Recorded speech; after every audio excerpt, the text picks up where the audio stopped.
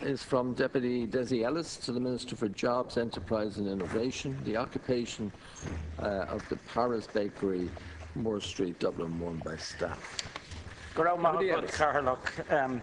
First off, I'd like to welcome the workers and union representatives who are in the gallery here today. Minister, the Paris Bakery on Moore Street closed its doors.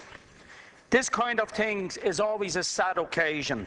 People are left out of work, wondering where the next paycheck will come, or how they will pay the next bill, or even put bread on the table.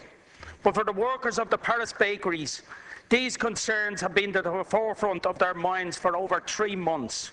That is how long employees of Ruth Saville and Yannick Forel have been without wages. That is how long they have been working for free in the hope that in the end things would be made right and they would receive their remuneration. When the owners of Paris Bakery decided to lock the doors and lock their workers out, it became all too apparent to these mostly young migrant workers that they had a fight on their hands.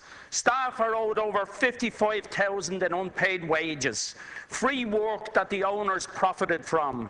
It is said that the owners also owe about $200,000 in unpaid taxes and how much in PRSI payment as well.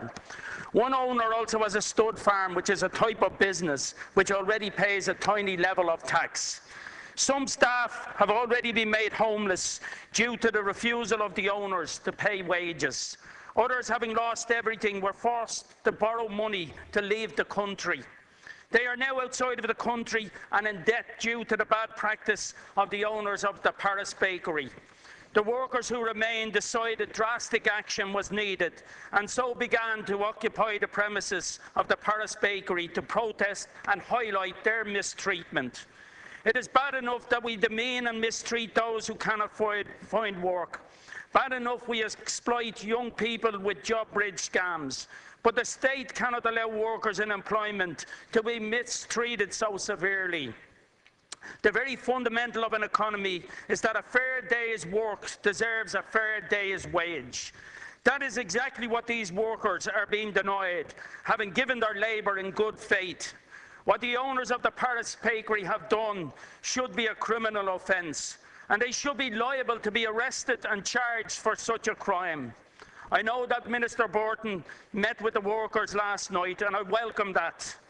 I ask that the government do all that it can to offer help and support to these workers and to bring a resolution to the problem. The state has a responsibility to intervene in such cases of abuse and unjust behaviour by employers and business owners. Owed wages should be paid and workers compensated for the hardship they've had to endure over recent weeks and months. It is not good enough to go off, set up another business and leave a trail of misery and deprivation behind. We need to ensure that people get what's owed to them, whether it's redundancy, wages, holiday pay and other benefits. We call ourselves a modern society, but we have antiquated laws and we need proper workers' rights, ones that this government promised. When will this happen? We need action and solutions, not ministerial visits with no follow-up. I call on employers to do the right thing. I also call on you, Minister, to intervene in this case because of the hardships that have been endured by these workers.